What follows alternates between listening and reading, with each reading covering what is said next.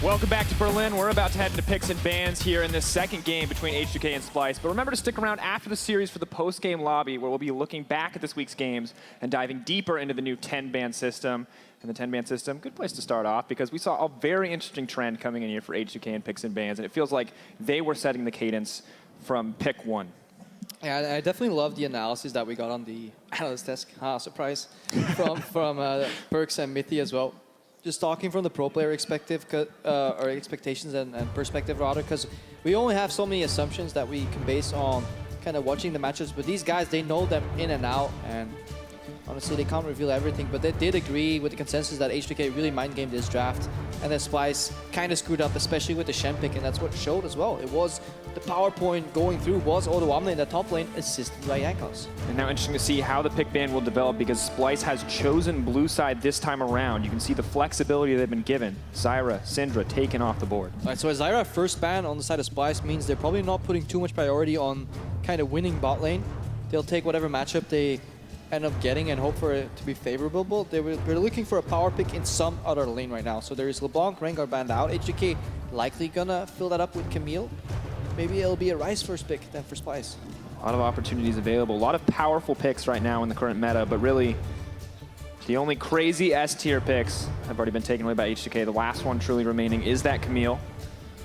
We did see Fiora come out as a potential counter yesterday, but some small execution errors. This is actually very interesting. It's a Malzahar. It's a Malzahar kind of reveal. So it forces H2K to at least pick their support early in the first 3 picks, because otherwise Splyce can just kind of late pick Malz and then double ban supports like the MF and the Karma. Maybe not even the Karma. Karma's fine, but you definitely want to get rid of Misfortune if you're playing Malzahar. Let's not get into that right now. This should be a Ryze or lock-in, or the Malzahar flex for Splyce, because historically in this matchup, we've seen it mid. Sencux has won a lot over the last season when Malzahar first came out, when he was that raw powerhouse. Now his laning phase has been hit a little bit, but he's still that, ever-present threat, the guaranteed lockdown coming in from that ultimate. Pretty powerful overall. Definitely would consider picking... I mean, it's hard. Do you want to pick Misfortune support here if you're H2K? What they're thinking about right now is, do they pick Ryze and just take the matchup in the mid lane?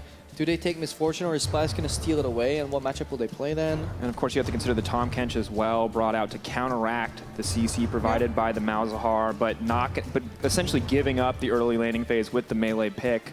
Splyce obviously going to leave that flex up until the last rotation, not showing whether it's going mid or support. That obviously means they have to reveal 2 other roles. Likely going to be an early 80 carry pickup from Splyce in first rotation. I wouldn't be surprised H2K to pick something like Kha'Zix and then whatever AD they prefer on this first rotation. Yeah. I mean, it's not that hard to figure it out sometimes. Got the Ashe, got the Kha'Zix. I was going to say Ashe, but then I was like, if I'm wrong, let's just say 80 carry. Oh, there you go. Well, Ashe is going to be locked in. Varus, Jhin. We heard Sivir potentially a counter pick to the Jhin, but not going to see it this time around. The 80 carry meta remains relatively the same overall, but Kha'Zix coming in as a jungler, we expect a lot from this. Yeah, one. 80 carry match and jungle match is something you could do here. Trashy hasn't always had the super deep jungle pool, so I think they're going to reveal both here. Make sure that they have a comfortable jungler into the Kha'Zix. They do pick the Ivern. There's one lone fan in the crowd that goes like, yes!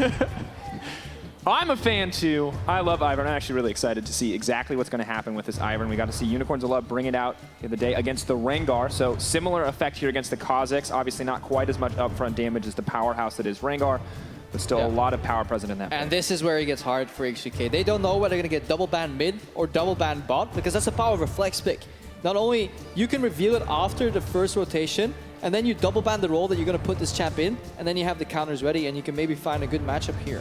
So H2K can end up playing against a Malzahar support, but maybe Tahm Kench and Misfortune banned out, and suddenly they have to play Karma into it, which is pretty rough into Jhin Malzahar. And honestly, it's just terrifying playing the new pick and ban when you're on blue side, because first phase feels like you're in control. You get to ban away what you want, you get to pick what you want first, but you enter this second phase, the second set of bans, and it's H2K in the driver's seat. They started by taking away Jace, and they will get first pick in the second set of pick rotations. Splyce, an avenue they could explore here is a Ryze ban.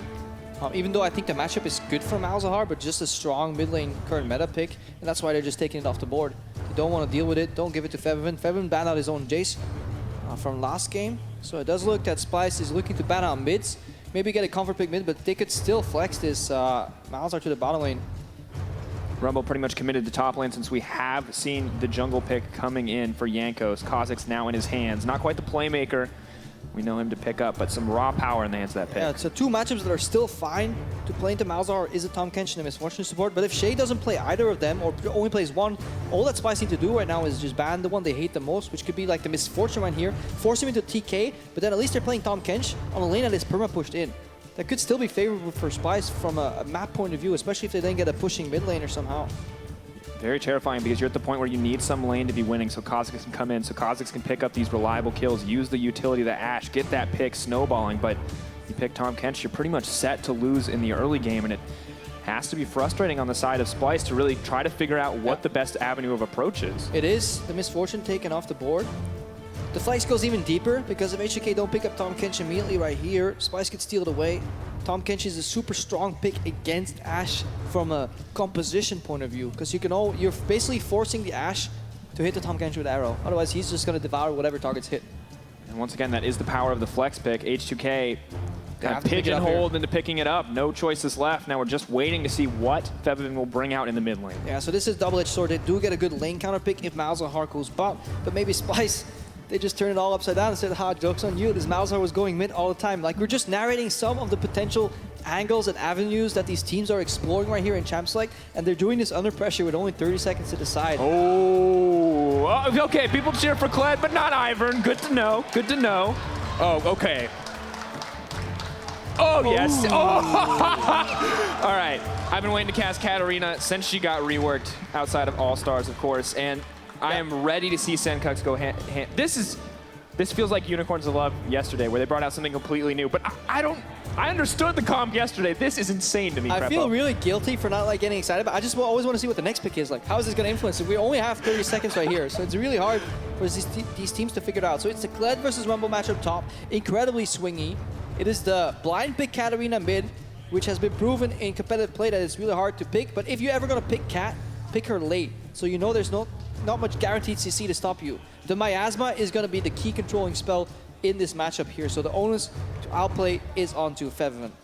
A lot of pressure on him. He had a fantastic game last time around. He really benefited from a lot of the early pressure the rest of his teammates put down. This time around, he may have to carve out an advantage for himself because if Katarina gets ahead, it is all over for H2K. But I'm happy we finally get to see Malzahar support because that means my suffering of over 50 games of him in Diamond 1 is actually going to come to like fruition. I've been like maybe like 50% win rate, so net neutral. That's what you get for playing and studying. It's a fascinating support. I really like how he came on the field. We'll get into it later. You're such a support player.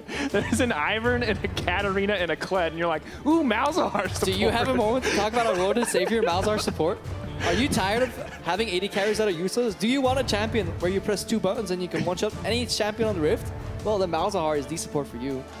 And the support for Mickey, as it turns out. Head on over to Twitter, hashtag SPYWin, if you think they can bring it back. Take this to a 3-game series, or hashtag H2KWin, if you think they can out-execute once again to bring this one home. Do you know how many LCS players I've killed by pressing 3 buttons and have them tilt?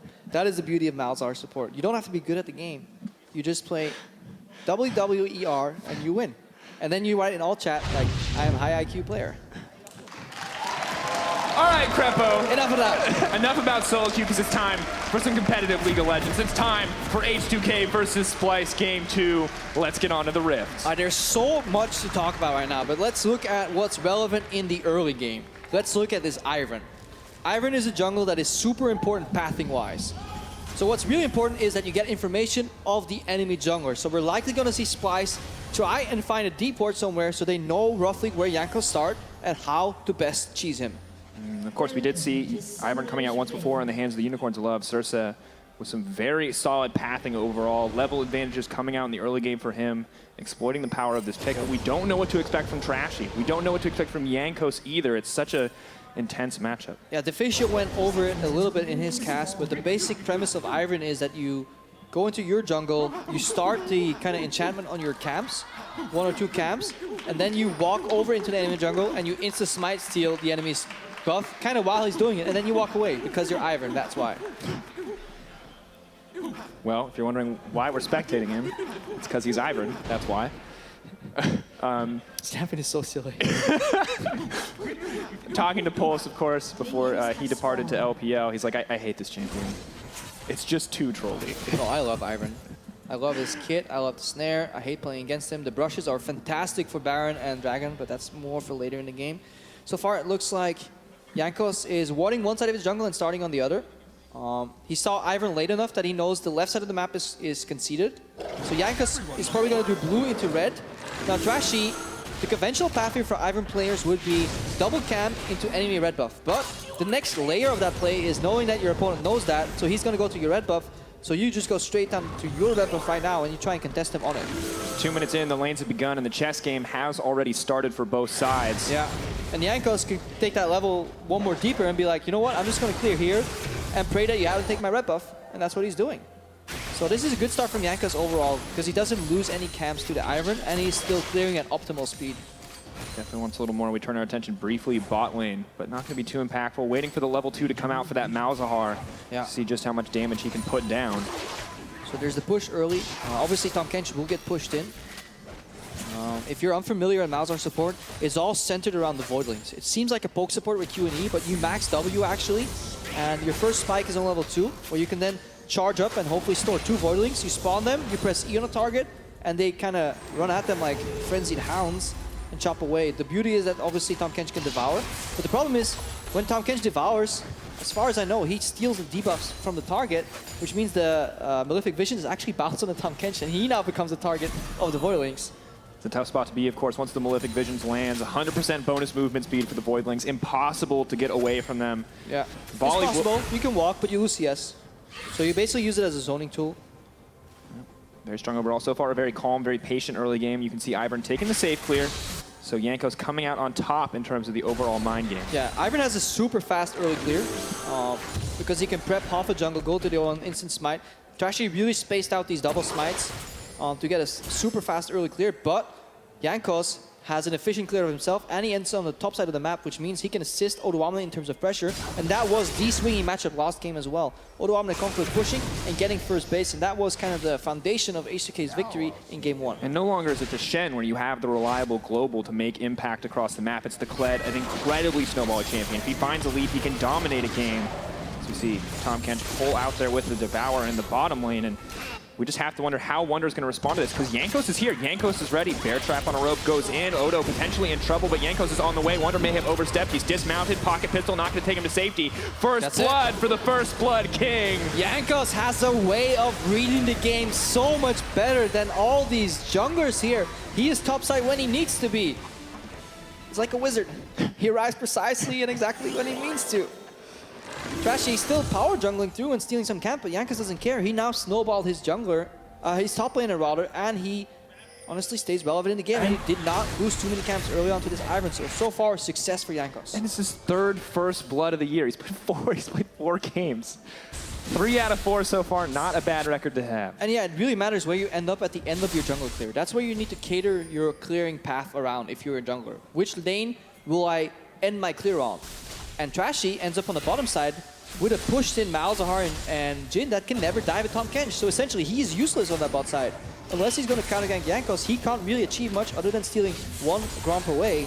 Jankos ended his path on top side, and then went for creative pathing to gank using the plants and the jumps there, and he gets his top laner head. So honestly, point to Jankos. Absolutely. Now Trashy, we wondered where he would end up in his clear. He had a small level advantage, but that window has closed as Jankos evens it up. He does move into the jungle, and now you talked about sight stones, you talked about wards being limited. Trashy mitigating it this time around. Yeah, he's playing for full utility, especially because while his first clear is good, or like really good on Ivern, there's a bit of a lull in his clearing, especially when the jungle spawns again, because he can't prep those camps on the other side because they're down, so he needs to wait for them to spawn, then he needs to prep them, then he goes to clear them all out. So Ivern kind of jungles in bursts, which means in between those 2 bursts, he needs to find a way to gank, because he stays full HP anyways. Yeah. Well, we won't find a way to gank quite yet, but he does lay down the vision. They will have knowledge of Jankos, maybe hoping to mitigate the impact of that Kha'Zix, because he picked up the challenging smite, he's picked up the long swords, and it's looking good. Yeah, so what he lacks in dueling prowess, he now makes up in vision. And we need to see if he can somehow stop this from happening again. Odoamne in game 1 ended super strong. He had more jungle participation from his jungler Jankos, and that led to a massive 20 CS deficit at 10 minutes. Look at the damage he put out as well. It's very clear. Rumble not always the champion you expect to hard carry a game, but it's very clear that in the hands of Ottawamne, if you give him this opportunity, if you give him this chance, this lead that he already has, things are nigh impossible to come back against. And this feels almost identical to last game in so many ways. Bot lane, the one brief hope coming in for the side of Splyce, but the rest of the map not doing at all what they needed to. Yeah, Jankos looking for kind of mid. Senkos goes in, gets going stunned. in. Nice placement on the ultimate there. Miasma, he's not going to be able to make it out. Trashy wants to go to the party, but it's too little too yay.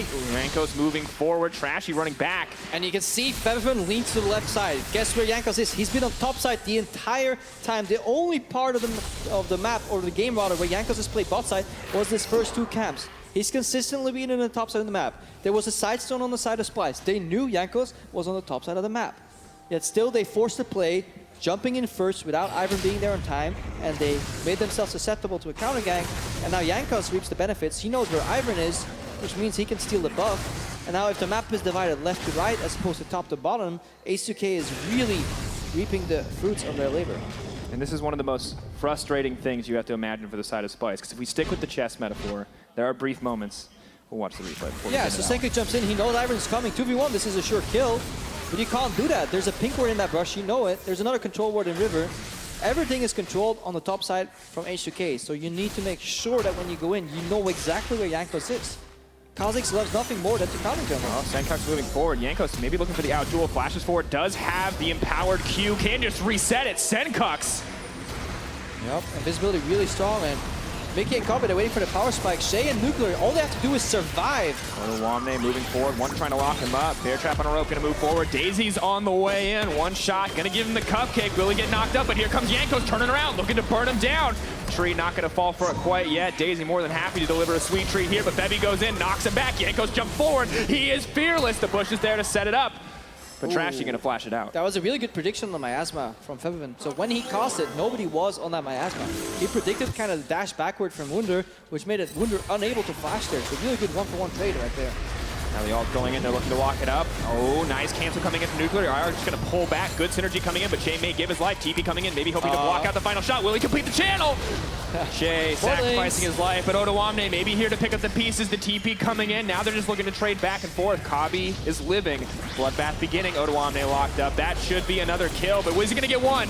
Mickey having to flash to safety. So that's the problem with his lane. It sounds nice, right? You stop the Malzahar from his casting his ulti with arrow, you devour one guy, but then there's Jhin ulti and so many Voidlings on the back end. So Nuclear and Shay essentially overplayed their position.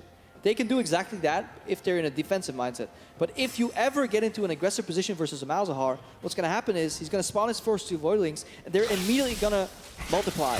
And then they're immediately going to multiply again, so you have 6 Voidlings. If you run away from them, they can never stack up to 6, which means you will be safe. The problem is if you go aggro on a Malzahar, we see it again here, you can never go for this engage.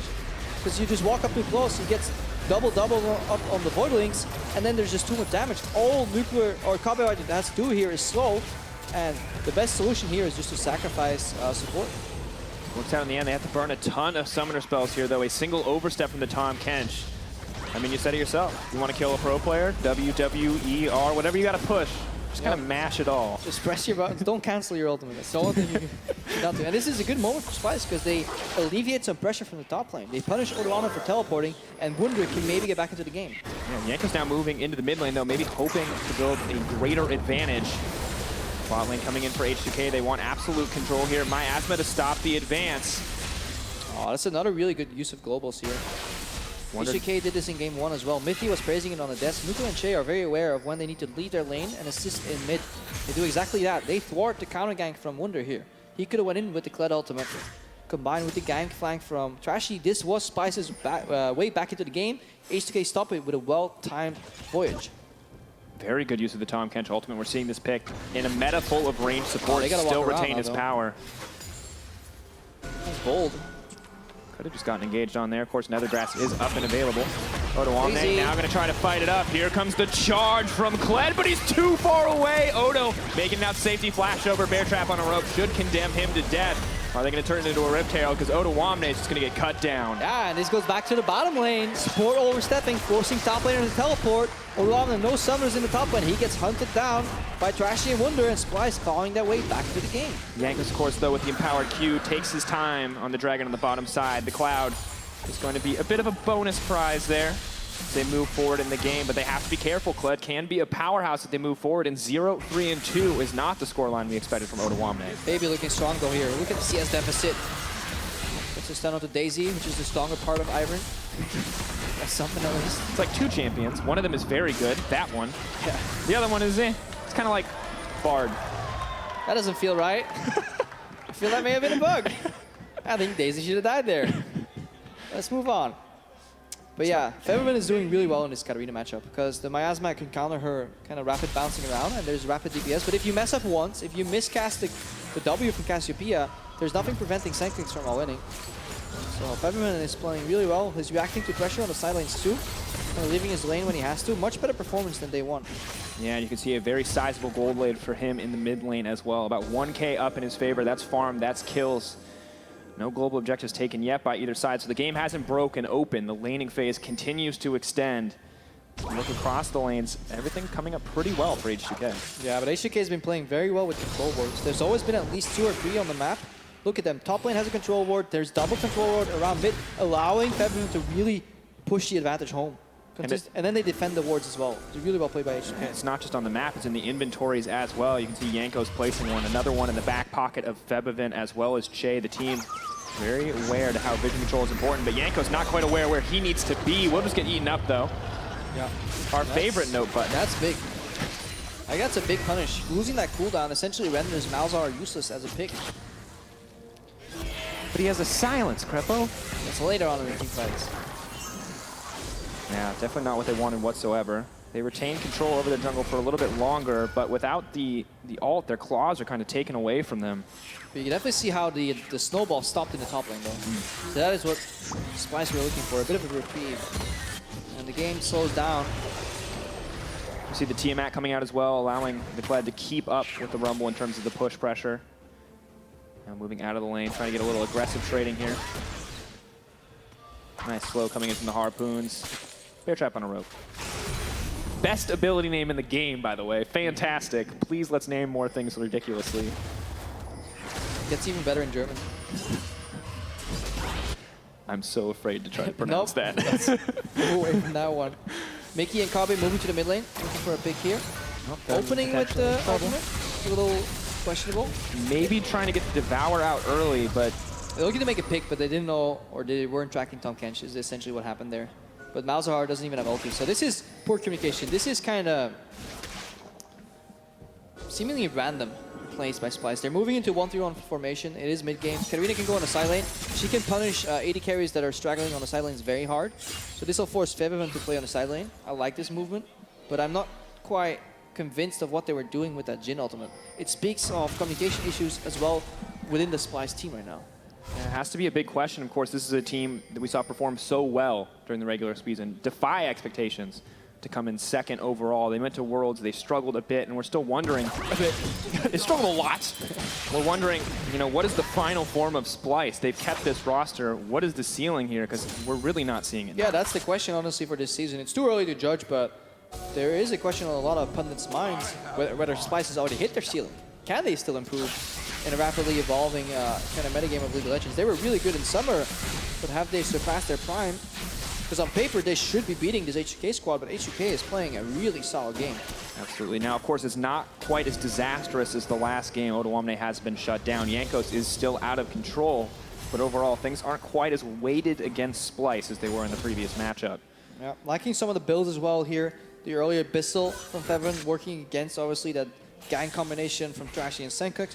Trashy playing the utility on the Ivern, going as far as an early sidestone into Redemption. He's basically a second support.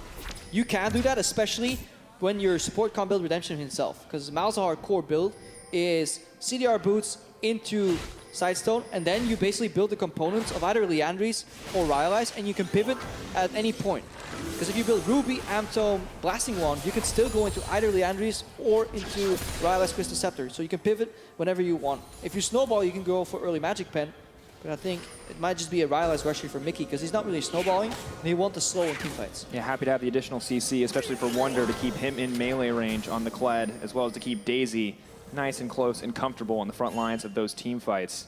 Yeah, that's what they're looking for. Deathball squad, allowing Senkux to then jump in and get one finisher off. So the outplay that we're looking for from Shay, honestly, with a solid Devour, saving that reset from happening. And it's so terrifying because I mean, very rarely do we see a champion that is so oppressive in the late game as you move forward, especially in this meta. But I mean, Katarina is one of those champions. You can't afford to make single mistakes against them. But we saw as well over in North America that she can get shut down really easy. Oh, Yanko's looking to shut him down. In comes the redemption. Yanko's to get a little more. The heal comes in. Yanko's in trouble. Nice footwork to make it out. Trashy gonna block it, but Yanko still gets the kill. I don't even know what hit him. Trashy taken down as well. Disaster strikes for Splyce. Yeah, lingering damage from Yankos there over time. That was really close. Really solid redemption hit there from Trashy, and this hits Senkux. Look at him, player camp. 0-3 right now. Really suffering in this game. That's a really good reaction from H2K. He has to be frustrating. Forced to pick up the Axe Drinker in the early game to mitigate the early damage. Wants to get to the Gunblade as fast as possible, but it's 17 minutes and he's just got bits and pieces of every item he needs. And you can tell that this is a type of composition that's worked for Splyce in scrims. It makes so much sense. You have Wunder snowballing top lane, then he starts roaming into mid lane with the Scud ultimate. Katarina gets 1 or 2 kills, she starts roaming. This Malzahar Jhin lane. When you play scrims, you play a little bit more loose. You know, you go for the flash ultis, you go for the aggro, you don't really respect jungle too much. But they fell behind, mostly due to this guy right here, Yankos. He shut down the pace of the early game for Splyce. And then Senkux Heal for him. Killed him. The red buff tick. It looks like he has a bunch of health, I think, because of the Hex Drinker. Yeah. But he didn't have that much health. Just a shield against magic damage, but no shields for the true damage there. He dies, and then it's all falling down like a house of cards here. All these codependencies for Splyce no longer happen, and they're locked into just defensive posture. And of course, yesterday when we saw the Ivern in the hands of the Unicorns of Love, it was all about facilitating another pick, but this time around, it doesn't feel quite as picked with a purpose here. I mean, they're running a pick comp with Jhin and with Ivern and with the Kled ultimate. They basically want to find kind of lone stragglers on H2K and just one-shot them. TP's coming in. Splyce maybe looking to set up the fight. Nuclear just going to get devoured, though. Watch how Shay is always out of sight. Oh, Mickey too important. Trashy on the front line. Kobbe now in trouble. This is disaster once again for Splyce. They made a desperate move. Now Wunder from the backside. Nuclear moving forward, but it's just not enough. Splyce, they're going in one at a time. H2K is picking them apart. Senkux wants to make the hero play. Can he get the reset? Flash out. Double kill for H2K. Yeah, really poised movement there from Nuclear. This is the Abyssal Push. Mickey looking to go down. Trying to save him. Kobbe's on the back line as well. Just wants to remount. Not even going to get it in time. Fevivin cuts through the Kled. Yeah, really well played by H2K. Nuclear is calm, flashes out of Katarina, returns the damage. They kill Senkux. He is 0-4-0, doing absolutely nothing in this game. Major props to Shay, hiding around the corner. He was basically baiting the Malzahar ulti, stepping forward the second Mickey flashes, and then casting the power. And at that point, the card house started falling down again for Splyce. And it was a slower start this time around. It felt much more evenly paced. We wanted to see more from Splyce in the early game. They balanced out Ottawamne on the top side, but once again, H2K, they punished the mistakes of Splyce time and time again. It's clinical at this stage. There's, I mean, just so little room for Splyce now to come back. Yeah, so Mickey's looking for the play. Shay walks in, is like, yonk, I'll get you out. Mickey's stuck in turret aggro. He goes down. Suddenly Trashy eats an arrow. Kobbe is in turret range for some reason. Senkux, he wants to go in, but he knows he can't. He can't one-shot the Yankos. Then Wunder comes in, and it's not time with the team anymore, because once you start casting the Kled's ultimate, there's no way of stopping it. And then this flash from Nuclear is the one thing that prevents the reset. And at that point, it's cleanup. Yeah, Wunder not even to get the remount. It's all too easy for the Tahm Kench to follow through on the fight. One thing we learned from H2K today is that they really like playing high damage compositions. Not a single tank in between jungle and top in both these games. See the frustration on Senkuk's face, because all it takes is one reset. All it takes is for Kled to come in maybe a second sooner for him to have the freedom to jump into that fight. Eyes off him for just a second since he can get the damage out. He's playing Katarina from behind against double exhaust versus a jungle that can go invisible and prevent you from getting more resets. So hard to deal with. Still putting out insane damage, but if you're not getting the kills, if you're not winning the fights, it does not matter. This could once again turn against them. Mickey's path is going to be popped. Yanko's running into the air. He doesn't have enough damage to take him down, but the fight is now on the top side of the map. Mickey going to go down in the end. Trashy potentially next. Yanko's can get resets too. Stealth up, leap in, going to try to grab another one. Trashy potentially going to go down, but in the meantime, the fight on the bottom side moving in the favor of H2K. Kobbe, the last man standing. Senkuk's alive as well, and it's not enough. The Katarina is going to have to run. I picked up one kill right there. Shay is still alive. As Tahm Kench versus Katarina, you either live long enough to prevent the reset, or you become the reset. So that's exactly what Shay wants to avoid. Warding up. He's pretty fed. Yeah, staying safe overall. And you know, he knows exactly what his role is. Look at his build right here. Don't look at his build right here. Look at the fight! Look at the fight. Open up on Trashy. It's good to engage on utility junglers to start the fight. Che goes in for the peel. Redemption is used. Like defensively, this guy survives. I really love what Che is doing in this game. They're dragging them forward. Jankos finishes off the enemy support. He's very low. Then the resets don't happen. He goes in a little bit far, but he enables Febiven. All the cooldowns get soaked up by Jankos. Senkux picks up 1 kill. It's just not enough. Pretty calm and collected fight from H2K. Yes, maybe Jankos can go in a little later, but I like that they're playing in unison pretty much. Always really good target selection. And the point right now for the build is that he's going Ruby side zone into QSS on Che. He has only one job, which is remove the CC that's on him so he can get to the target that he has to and then devour them and survive. Once that's done, he's allowed to die. Activatable item cooldowns coming in. Potentially a locket coming in next just for a bit of extra shielding just to present the resets even further. But because he's the only tank on their team. So when Kled casts his ultimate, he wants to walk in front, take it, but then he's going to eat a bunch of CC in Jhin snare, maybe Malzahar ulti himself, maybe the snare from Trashy. So he's going to say, I'm going to get out of this with QSS. Malzahar can never ulti me because I'll survive. And then if you're Mickey, you're looking at a Tahm Kench that can always devour anything. It's similar to Ashe. You can't CC the Tahm Kench because he has QSS. You can't CC his teammates because he's Devourer. I'm unhappy because I eat. Well, that's a different one. But I know that one as well. Moving in, Jankos caught out here briefly. Curtain call coming in. Not going to be enough. Devour stops everything. He hops into the belly. Perfectly safe. It feels so frustrating for Splyce. Maybe they didn't expect the Tahm Kench to come in here, but I feel like the majority of their comp is shut down by this pick. Their second ban rotation could have been TKMF, and then they would have been fine. This is a pure staple meta pick, and I think they just undervalued the weight that Tahm Kench brings to a composition. Shay now stepping forward, knows that those major cooldowns are off. Equalizer goes down, Mickey in trouble. He goes over the wall. Daisy comes out to look for the disengage, but getting burned down just as quickly. Actually going to swag walk his way out of there, but not going to get anything in exchange. H2K picking up a pick. 2 games in a row now is H2K very grouped, condensed in the mid game, mid to late game, after getting an advantage early, off the back of their bot lane playing passive, and Jankos snowballing the top side of the map. It was mid in this game, but it was again early pressure around Odoamne. So we're seeing a bit of a trend from H2K. It's early to highlight, and they're looking to take the Baron buff right now. Going ever lower, looking for the CC to stop it. At the end of the day, they are going to get the Baron buff. In goes the Tahm Kench. He's bringing the Cassio into the back lines. Wunder has to respect it.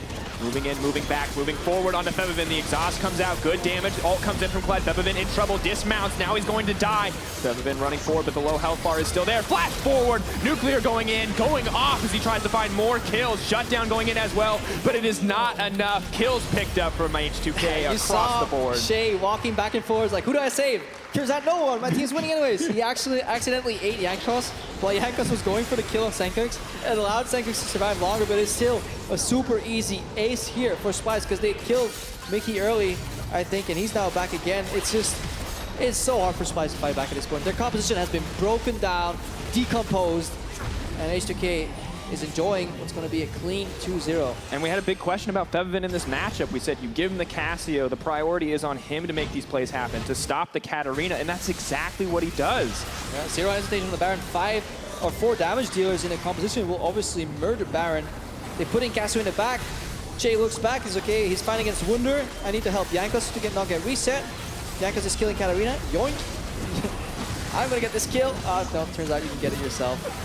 And then the fight is over. Just donating it to his fellow Korean on the team. Nuclear happy to pick that one up. Moving in for more. And this is the form of H2K I think we were hoping to see in their first game. We didn't expect it with the new team. We didn't expect clean communication, confident calls, but we're seeing it here today. Yeah, or it highlights that we were wrong about the teams that they played against. We thought H2K played, or I thought at least they played very poorly, and their opponents played even worse. So it kind of was a bad matchup, but right now H2K is playing super clean. Splyce touted as being the kind of best team here. Honestly, disappointing. Yeah, expected to top Group B, but a 10K gold deficit is not a good look for a top team. Shay moving down. Senkux dodges out on the arrow, but the pressure's on the bottom side, and you do not want to approach that tower with that miasma waiting to cut off any hope of escape. Oh, 1v1 on the top side, Odo. Didn't have enough, but now they're ganking on the bottom. Exhaust goes onto Jankos. Tomcatch coming in. Slow goes down from the Petrifying Gaze. Daisy comes in, but she's just running for his life as well. Knows the fight is already doomed. H2K in absolute control.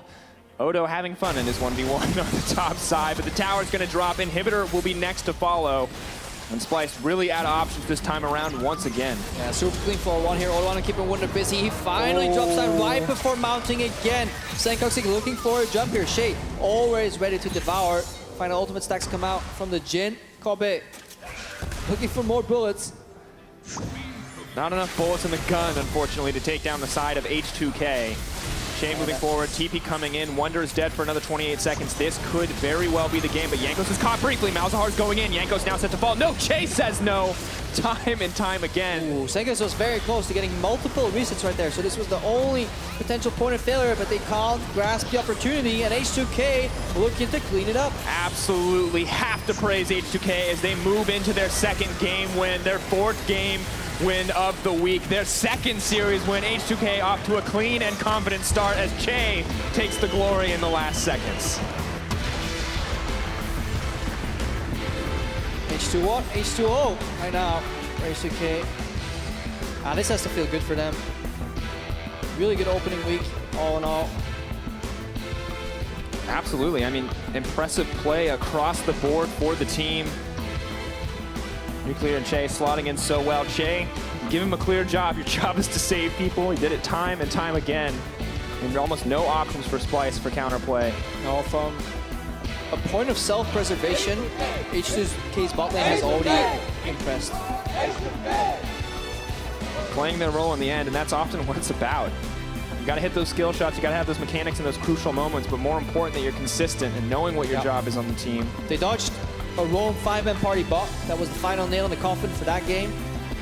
And they played well enough around the all-in. There was a small slip up in the early game, but that's maybe due to our unfamiliarity with Malzahar support. But then again, Jankos was just, I mean, this guy was reading the entire game. We talked about the 5 avenues deep of Iron Mind games where he goes all these different paths and Jankos reads it.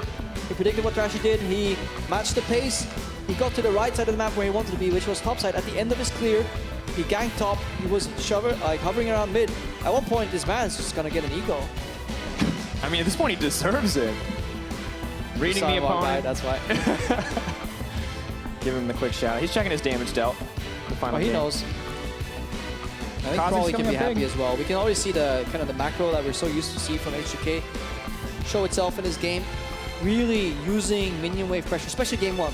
Super happy with that one moment where Odowaman was dancing back and forth, waiting for the wave to push, reveal some members, move to a different lane, pick off in a numbers advantage. And that sacrifice of the individual for the greater good of the team is something that we saw across almost every member. Everyone willing to back up, everyone willing to give up CS, to give up posturing in a lane, or a glory moment for themselves to give someone else the chance when it was the cleaner, better option. And I feel like you're trying to convince me here or something. I'm not. I'm really excited about it, man. It was stop good, trying to take a moment for yourself Legends. every single time.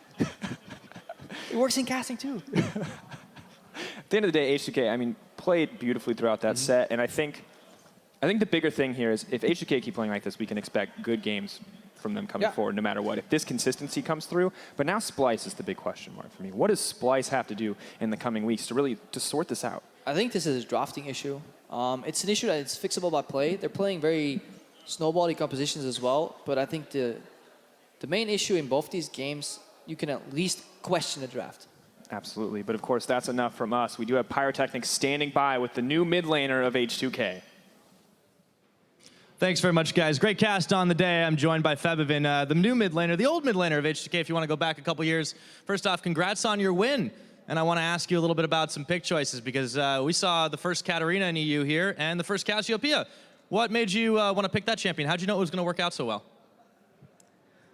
I know that if you play Katarina a lot in solo queue, it's just a champion that is. I feel like it's only good against players who don't understand how a champion works. It's always like that. Like if you don't snowball with Katarina and I'm playing with Exhaust and we have a good team composition against it, then she's not gonna do a lot. So I was really confident in my picks against Katarina because I play Katarina myself and I know her weaknesses and her strengths. So it was kind of easy.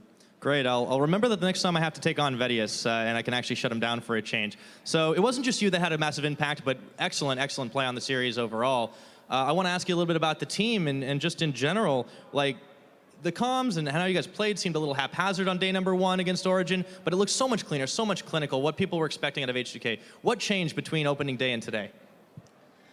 I don't think a lot of things changed between like the games 2 days ago and the games today. I think we had some small mistakes that we improved. Not specifically communication because it's really tough, but I think we just played a lot better today, and I think Splyce really underperformed. So it was much easier for us. Yeah. Definitely seemed that way, and you guys seem to be so much more together, so clear. Ryu was kind of known as a shot call on the team, but you came and replaced him this year. How are the comms in the team? Like, who is really making these big play calls? I think we don't have like a main shot caller. It's just everyone giving information, making calls, asking questions. Can we do this? Can we do Drake? Can we do Baron? Can you cover me? All this stuff, and I think we are just trying to get all on the same page. What we need to win the games in practice. We just try to play the best stuff possible. We try to communicate properly, and I think with a lot of time, we will be a very good team. Well, it's certainly off to a great start for you guys, 4-0. One last question I want to ask you, Febiven. Now that we've had a chance to see everyone play both groups A and B, what is your opinion of the relative table strength, and who has the edge looking at it going to the next weeks of the split? I think it's really tough to say. I haven't scrimmed most of the teams yet. I think I scrimmed only five teams in the LCS yet. All the teams have like new rosters. But I can say that Gamers 2 and Fnatic, they look really strong in the other group. And I think for our group, Unicorns are looking very strong, even though we haven't scrimmed that yet. I saw them playing yesterday. It's going to be a lot of competition because there's so many good players, so many good teams right now. And yeah, it's just going to be tough, but I think we can do really well if we practice properly. Absolutely, and you guys seem to have practiced a decent bit already, and very, very kind words and enthusiasm for a lot of the teams here in EU. Thanks again for joining me, Febiven. Congratulations on your win. But for now, it's time to lock and load into the post-game lobby.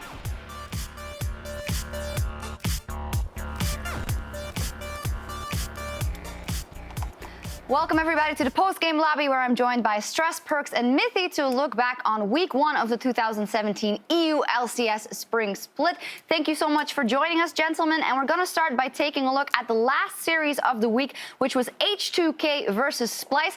H2K, they had already won their first series of the week versus OG.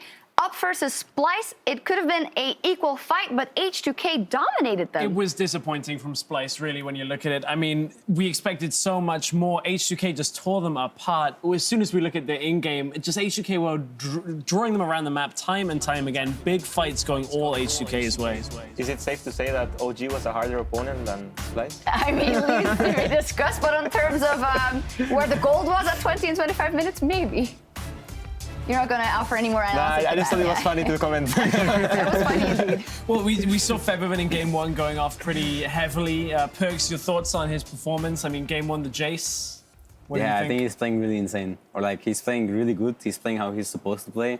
He's playing, I think him and Jankos are really good mid jungle. Like, together, they play really good around pressure and around where to move or when to gank. I think Jankos is like really good at ganking too. So they're a really good duo, I think. And that's why they will be a really strong team. Jankos was also player of the series, especially awarded by Perks also.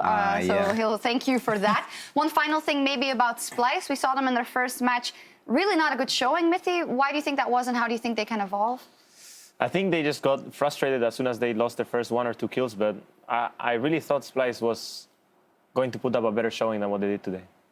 I think in Game 1, like, draft was not so well done by Splyce. So it's like kind of an excuse for them to lose the game, but I think in Game 2, the draft was pretty good, and they had like everything they needed to win the game. Was just they had a good comp, they had a good 1-3-1, they had good after level 6, but they just fell too far behind. And after level 6, they did some poorly plays. How Fabiano to like Katarina, he didn't play the matchup as he was supposed to play, I think, and he tried to force too much, so he got punished for it. And I think after that, it was really hard for him to come back. So mid-jungle of H2K was just pressuring them up. Much stronger in the first week. Splyce will have to go back to the drawing board. I do want to highlight another matchup we saw here, the very first one of the week. G2 Fnatic. This is now 2 days ago for you guys, 2-1. What were your thoughts, Mithy, now that you've had some time to think about it? That's exactly my thoughts. That's really exactly my thought, because I really didn't, like, the games were so messy, there was so much action, and it was really... Fun to watch, though, if you guys want to rewatch it. It was really fun to play too, actually. I think for me, it was like I was extremely nervous this series, and here I'm seeing myself getting a bit outplayed. But here, in my SQs, I didn't know I was in turret range, so there was like someone played the turret to be a bit longer range. Right. So that's a bit unlucky. And overall, the series was really insanely hype. I think both mid laners were like kind of nervous because I played really bad, or I played good after lane, but I played really poorly, and Cubs didn't play at his level what he's usually used to. So it's like Cubs is better, is you're saying? Cubs is better than what you did? Cubs is really insane, but he just didn't show it yet. I'll write that down and on our I list. think, that's a good meme. And I think game 2 and 3 were like so messy, so I had no clue what was going on. Yeah, Well, we were you even guys did tempted win. to the old Fnatic backdoor with the rise from Caps. You've heard, Perks, your thoughts on Caps. Mithy, quick thoughts on Jez's return to the Rift? He played well in those games. They had a bad matchup every game, and they did fine. But the matchups, like I was saying earlier like when we were talking about matchups on bot lane, they just had a bad matchup, and at some point they lost their tower. But he did fine overall. All right, well, it was a very interesting one to watch. If you're going to rewatch one of the matches this week, you should certainly watch Fnatic G2 again. And another one we want to highlight is the Unicorns of Love versus Vitality. Just because the Unicorns of Love, they had a game plan and they broke the mold in terms of picks and bans. Again, trying to break a little bit of the meta game we had in the 10 pick and ban phase, at least for the Unicorns. You know, they let the Rengar through, picked the Ivern, picked a bunch of shields in response. And Unicorns always exciting and did not let anything down against Vitality. Unicorns of Love 2-0 in their week. We had a post-game interview this week also with Febiven of H2K, who said that Unicorns of Love were very, very good, possibly second best in that group. Perks and Mithy, what do you guys think? Well, we haven't played Unicorns much in Screams, I think, but I think they are a good team, like really good team, and they have good players on every role. I think Xerxe is a good jungler. Like he's surprisingly good for a rookie. He's not like he doesn't play as like any rookie's like contract, so was like carrying alone by solo queuing. But I think Xerxe is like a more controlled jungler. He plays like really smart and really good around the pressure. Mithy facepalmed at that Camille. Oh my god, I didn't watch that game. Like, oh, that hurt. Oh, Yeah. it felt like a stab on the, Well, Vizicachi was the player of the series also in that one. He did get his hands on Camille in game 2, so that's always good. Maybe Vitality, where do you guys see that team going this split? It's always strange, right? Like you always think, oh, Vitality, they're gonna be so good, and then they end up 7th place. So maybe it's safe to say 7th place now. I'm not sure. Maybe Hachani can whip him into shape as we get further, but still a lot more to see from Vitality. I heard for that sure. Hachani is insane. So Yeah. so maybe he can bring the team and teach them all how to play the roles, and then when everyone knows how to play the roles and how to pressure with the map and how to not play for kills or play for outplays like Cabocher is trying to do, and play for pressure and smart play, I think they can be a good team. Yeah, Because they have good players. They have good players. We have a lot to look forward to. All the teams are evolving. We're going to take a look at the standings after 1 week of competition, as they are ranked in terms of series wins. G2 has 2 of those for now. H2K has 2 of those. And Misfits, Unicorns of Love, each one, and the rest of the teams don't have any wins yet. What is standing out for you for the standings for now? One thing standing out, it doesn't quite come from the standings, but Misfits a little underwhelming in their first performance. Giants looked a lot better than people were giving them credit for, so we need a couple more weeks of play to see exactly where the newcomers to the EU LCS can find themselves later on in the split. Mithy and Perks, when you look at these standings after week 1, is this somewhat to be expected, most of the things? I think it was pretty much like drawn out to be that way. I mean, if we can safely assume that we were going to win our game, right? Yeah. Then yeah, I think that's probably like what everyone wrote off for the standings to be if G2 would win the first game. All right, well, all plans so far. Look forward to what's coming up in week 2. It's a super week because we love those and we miss them so much. So many games, and let's see at G2. You guys are facing Misfits, so how do you think that's gonna go? They are the new and coming quite hyped team.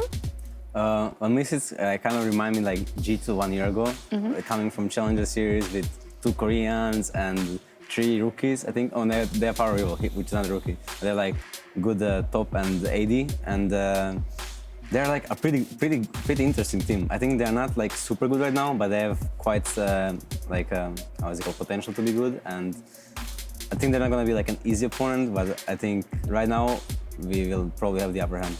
I actually didn't realize until now that I'm playing against my whole team, like my whole old team from Origin. Yep. Until now that we're actually all in the same group. Yep. That's kind of funny. Yeah. I just wanted to Something to look forward to. Another funny thing to talk about. So funny. The real What standard a funny match. fact, guys. Unicorns H2K on Saturday. That's going to be a great match. That's going to be a fantastic match indeed. Now, we are going to dive a bit deeper into week 1 with some rookies to watch and the 10-ban meta with our guests. So if you're joining us in client, be sure to hit up youtube.com/LOL Esports for the extended edition of the post-game lobby. It's gonna be fun. I'm gonna look at myself every time. You're going to watch the VOD, of course. Well, now I will that's see out of the myself on the way. client all the time. Oh, and a zoom in over there. Guys, come on. You can see how good you look. So we're going to talk a bit more about the week. We have a bit more time to dive into some things. And the first thing I want to ask about is your first week performance and just your new entourage and infrastructure. You guys added Weldon as well and Shark. So how's that all going? I go? Yeah, you go first. Surprisingly good. I thought it was going to be a lot more messy, and like I didn't really like have any expectations, but I didn't think it was going to go as well as it's going right now in terms of coaching staff and how we are working as a team towards solving issues, talking about them, and yeah, in general it just feels a lot better. Like, and it feels like we improve faster too. I agree with what he's saying. I think we have never been like improving at such a fast rate and so efficient. Like everything we do, even the small things, like every small detail is being improved on by our coaches, on our players, and it's like we are facing problems a lot more. So we are like having conflict, but a positive and like good conflict, and we're just solving so many issues and getting better every day. So I think both of them are a really good addition to our team. And about my personal performance, I think today, overall, I've been working on like the last 3 months to play smarter or like just use my brain more, and it's been working really well. Even though my first game versus Fnatic was like, well, I was really like shaking and nervous, so it was just really stage jitters. But today I was really confident. Would you mind giving then a concrete example of what did the coaches or what did Weldon then say to you maybe after that game or after that series? Well, I wasn't like tilting or something. I was just nervous and I was just playing bad. It's hard to explain, but I was playing nervous and bad. I was 0-3 with Syndra, and now I didn't tilt for a second. So I was actually proud of myself. You know, holy shit, I'm 0-3 feeding, and I'm mentally strong. Like at the Worlds, it was like, oof. GG, But now it's really good, and it's been a lot from Weldon too. I think like what he's been teaching us after scrims and between scrims, and yeah. I think the best part is that we have kind of found, or at least for now, right? Maybe it's like a honeymoon that we're having or anything, but it just feels like, at least during scrims and maybe during the first few games of LCS, that even when things are not going well and when people are tilting off the face of the earth and things are like, just like we don't have a good day of practice and so on, they're still learning. There's still people trying to keep each other, like comfort each other and like keep the group together. And even if someone is really mad, that person will also like try to like calm down and talk about things with like slowly without trying to trigger someone else, you know, to like start a whole sad or madness situation. So it just overall feels a lot more professional, and that we're all working towards a goal without getting like dug in the bad things that are happening. Yeah. You know, you two are more of the outspoken members of G2. Is that the same? Have you had time to speak to Expect, Trick about this and how they're finding some of the progress that maybe Weldon and your support staff have been dealing with it? Because obviously they've been here now for about a year. It's like solidly that they're integrated in Europe. But when it comes to this next step on training, are they finding the same kind of results that you guys are? I know since Trick has Dehan has been playing with us for just a split, so his English is not as good as Trick's, which has been playing like in Europe for 2 splits now. So I think Trick has an easier time than Dehan, because with Dehan we have to translate some stuff and have Trick translate for Dehan a little bit, even though he knows, like he understands like pretty much all the basic. But once you talk about like More some psychology stuff that yeah. Weldon starts talking about chemistry and stuff with us, you know, in the whiteboard, then pulls out his phone and yep, let's translate this word and this word. Yeah, but usually I think it's going well, and as long as we keep trusting and hopefully things keep going well, and even if we lose, we kind of like just keep our mental strength together and try to work on things to improve on. And if we keep that mindset, like maybe, like I said before, we're in a honeymoon pace, and at some point it will just everyone will just explode and everything will go wrong. But for now, it's going well, and we will just try to keep it going how it's going. I know you guys are focused in the moment, but just to put the fans at ease there, if you can say anything about it, obviously our big storyline is here. We know that G2 is good, and they should be good again domestically, but they're already thinking about those international events and that performance, because that is kind of the big blemish on your record so far. I know you said publicly, hey, we're focusing on the split and winning the spring split. So how much is that something that lives, or how much is that something that you consciously try and avoid a bit for now?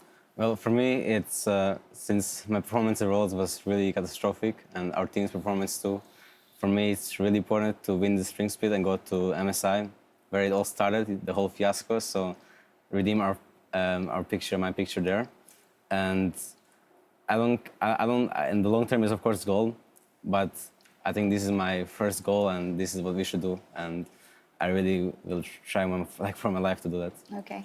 I think as a team, we are now looking, since we've now had the experience, and I think that during the first split that we played together, we just played a lot more comfortable, as in we just played around our strong lanes, or for example, bot lane would have a good game, or they would have a good matchup, and we just play around bot lane, and we didn't really like think about the strategy and how to play as a team. And even if we're playing around bot, we still should like play as a team around bot and not just like with our jungler only.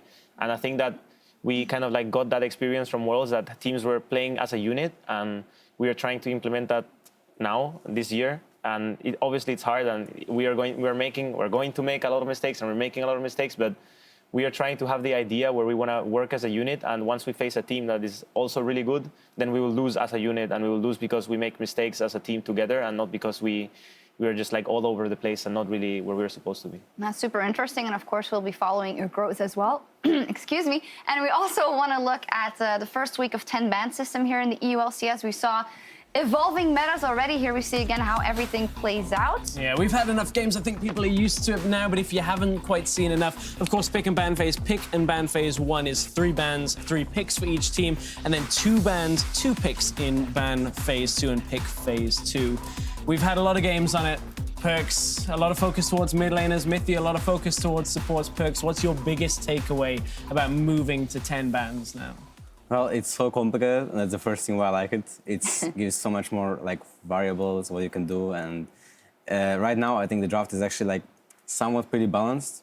Like blue side gets more free bans because the red side has to ban Rengar and Camille, which are like considered really OP, and LeBlanc I think is like a if you want to ban it or if you're not comfortable playing against it, even though I think it can be played against. And for blue side then you have a first pick of an OP champ.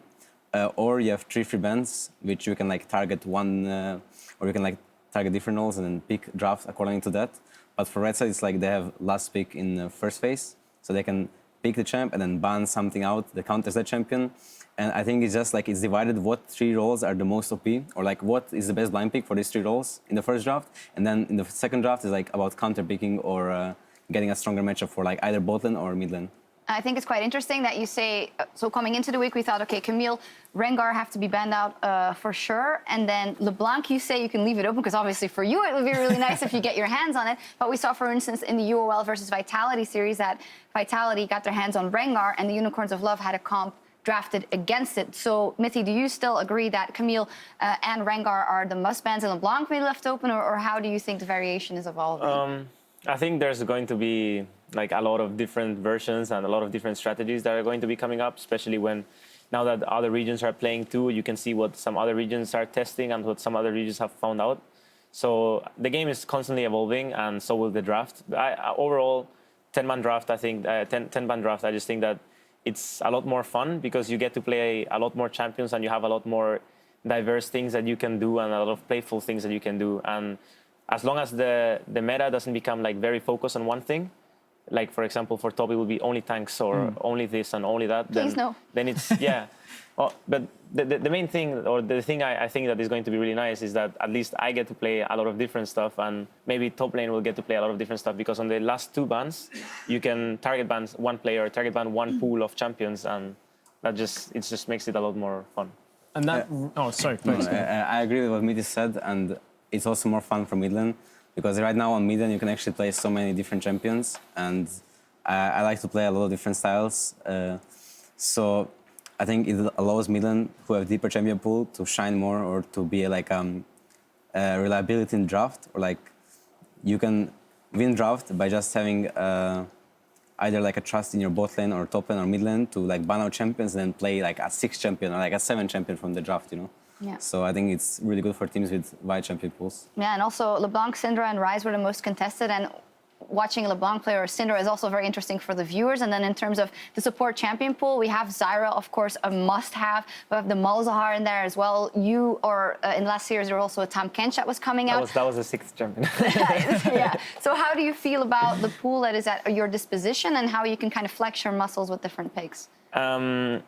I feel like I'm not really good at anything, but I can play everything kind of like okay. At least I not to the point where I don't get flamed too much. So overall it's fine. I can play MF, I can play Zyra, Malzahar, Karma, Tam Kench, and then all the tanks, you know. Do you now mean mechanically or? Yeah, mechanically. I mean mechanically. I think just in general there's so many things that you can play, and if you target one person, I think probably like the hardest for me would be to play Thresh well. But yeah, I think You're just baiting people into playing trash. In general, it's just more fun because I get to play a lot of different stuff, and it's just not like Braum, Tam Kench, Braum, Tam Kench, Tam Kench, Braum, like it was before. All right. I'm interested to know, we had a lot of people say, oh, Red side looks very, very strong with the number of, first bans, first picks they get in phase 2. And we've seen Red side be forced into picks at the end of the first phase where, if you don't pick a Zyra or a Misfortune, it's going to get banned. What are your thoughts, Perks, on the strength of Red side and Blue side? Because everybody's still picking Blue for first pick. I think everyone is picking Blue for the reason I mentioned, is that you can ban out someone. Like for example, versus Fnatic, we picked Blue because I thought Caps was their best player. So if we ban out Katarina and I don't know what the champ was, only Katarina, and the next game Ryze, that we will have like a lot easier time winning the game because the way they play is they play towards mid and they rely on him to snowball and carry. And then you lost game 2 when he played Ryze. Yeah, but it was really unlucky. It was just unlucky. Backdoor. And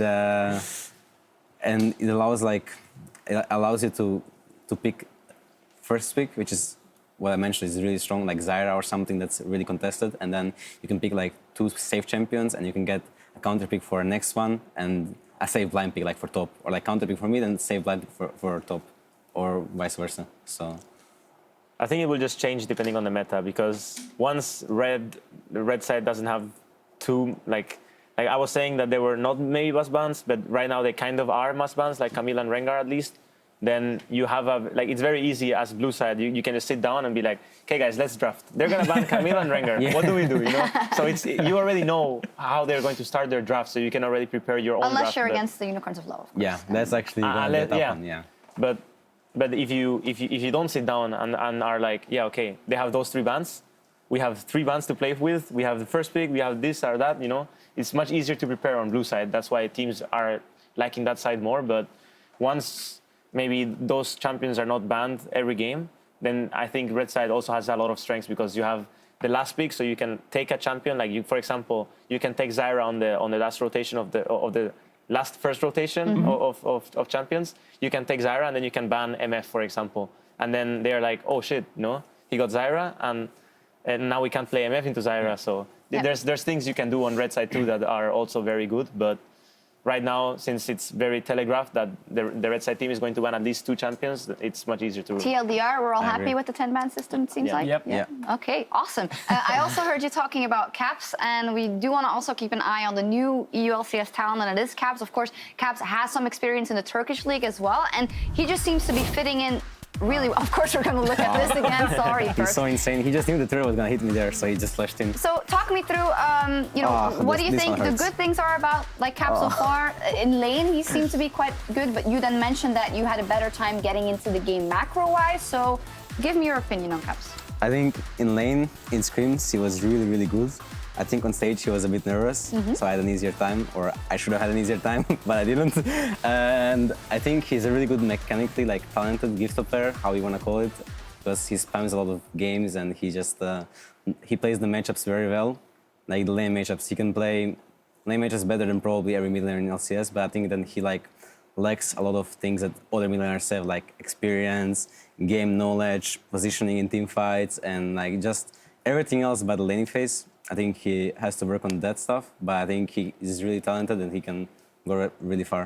Do you think that of all the mid laners that we see, there's like this arc? It kind of happened to you that you were really good mechanically and in lane, and then you kind of, as you say now you have to focus a bit more on the other aspects of the game and the macro. We saw the same thing with Febiven actually.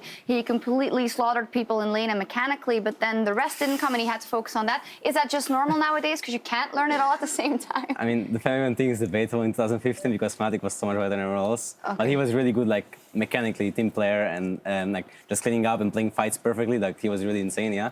But I think you're right. What you're saying is like last year I was focusing more on myself, like individually. Like I wanted to be like so fucking good that I can win versus everyone with my eyes closed, you know. And it was like not a good mindset to have, obviously, for a little cocky kid. And and then like after Worlds and everything, even before Worlds, I already started like thinking of more macro, more brain, using my brain, etc., etc. But it just, I don't know, it was a really bad tournament for me. And then after that, I spent a lot of time just focusing on myself, not the mechanics part and everything else, which made me grow and improve a lot. I think it's gonna be same for Caps, or maybe not, because maybe he will not be as cocky as I was, and maybe he will take advice from his teammates or just whatever to make him not feel the fall or like the fail at international tournaments. So yeah, I think if Fnatic gets international tournaments, he will perform. I mean, it's early to say, but he can perform good. He has 3 veterans in his team. I just want to point out. And Jessis is kind of a veteran too, in a way. And yeah, 3 veterans. 2 of them also, like together with me, also helped out Sven when he was starting. He was starting to play. So I think that if he plays his cards out right and listens to everyone that wants to give him advice and wants to help him out, even though maybe all advice he doesn't agree with, but every advice is welcome, right? I think he can overcome all these small things that kind of like hold you back. We're all looking forward to seeing Caps' growth, and especially the Perks-Caps rivalry, which maybe we'll get to see a few more times in 2017. Speaking about a player that was playing for his team, I want to talk about Xerxes. For all the Unicorns of Love, has experience in Turkey, much like Caps, but this guy showed no nerves on the stage yesterday, bringing out different picks, bringing out the Rumble. We saw, the Ivan come out as well. Seemed to have a great game. What were your opinions on him, Perks? He's actually impressed me a lot. I didn't expect, like, I saw in some interview that Alex said that he was going to be a new monster or something. I was kind of cringy to that, but it turned out to be really true. Like, he's really impressed me, and he's been performing he's been performing like a veteran, not like a rookie, which is like pretty surprising for me for a guy who just entered LCS, you know. Yeah, he has experience in Turkey and stuff, but this is like a lot better teams and higher pressure. And yeah, he's just been really solid, and I look to see more of him. Still, it's interesting that both Caps and Xerxes, they come from those Turkish leagues and they come here and they perform quite well immediately. And to the fact that he also has a big champion pool, which is, he fits in great in the Unicorns of Love. If you have a deep champion pool, you can give Sheepy all these tools to work with. Xerxes and Caps actually played on the same team, I think. Yeah, they were carrying. They were carrying together. So now they were insane. See, there we go. Insane duo.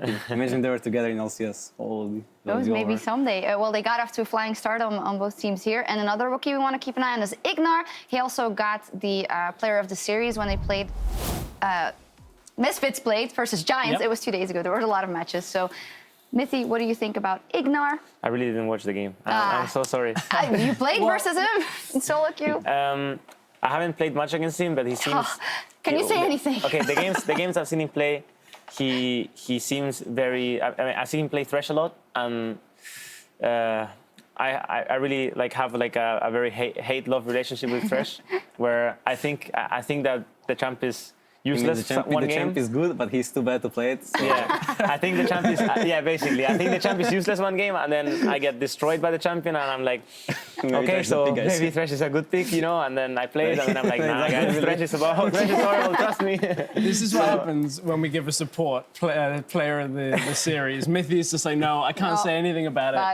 Ignar looked great in Challenger, like really, really solid against the Challenger support, so I'm looking forward to seeing him against more LCS supports. Now, the guy earned a lot of player of the games in Challenger, and if he can kind of maybe be a little less aggressive at times, I mean, I'd say he got his comfort pick in Thresh on that first game, and they didn't do so well, and then they put him on Malzahar, and he flashed in, and he ulted, and he saved those Barons, so I would say that maybe some of that Challenger experience is coming in. All right, that's it, guys. Anything else? When do I play against Ignore? I play against Next week, in the Super Week, actually. maybe. Misfits So versus fresh one, or- G2. Yeah, there we go. So am I featured matchup? Is that how it goes? You know what? We're going to think about it. But thank you guys very much for joining us here after week one. It is time to log out of the post-game lobby. That concludes week one of the EULCS 2017 Spring Split. From all of us here on the broadcast team, thank you for joining us. And we'll see you on Thursday at 5 p.m. Central European Time to bring you more League of Legends goodness. Daarna. Peace. Doei.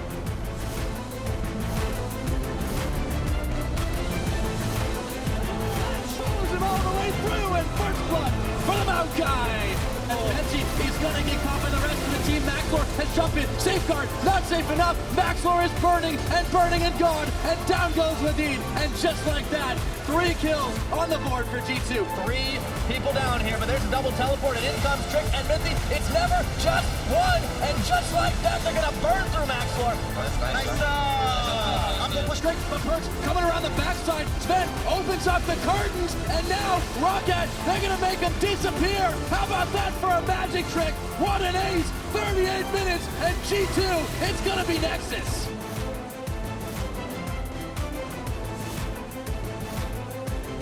Betsy's here. Maybe he can find Trick. The damage just enough. No, it isn't. Trick with the outplay. Now Betsy, there's no one else there. Expected Trick. They just said, forget it. We're on to the Nexus right now, and there's nothing Rocket can do. G2's. And then my teammate's gonna get the head. I don't know. Gonna get the shock blast. Trashy shield as he makes it out. Yankos wants the highlight. Wonder's gonna take him down. Where is he? Yankos! Oh, he pulls back! H2K, they're too far ahead.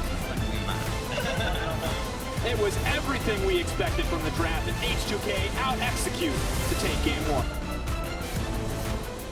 But Yankos is on the way. Wonder may have overstepped. He's dismounted. Pocket pistol, not to take him to safety. First blood for the First Blood King. Yankos maybe looking for the out duel. Flashes forward. Does have the empowered Q. Can just reset it. Senkux. H2K is picking them apart. Senkux wants to make the hero play. Can he get the reset? Flash out. Double kill for H2K as they move into their second game win. Their 4th game win of the week. Their 2nd series win. H2K off to a clean and confident start as Kane takes the glory in the last seconds.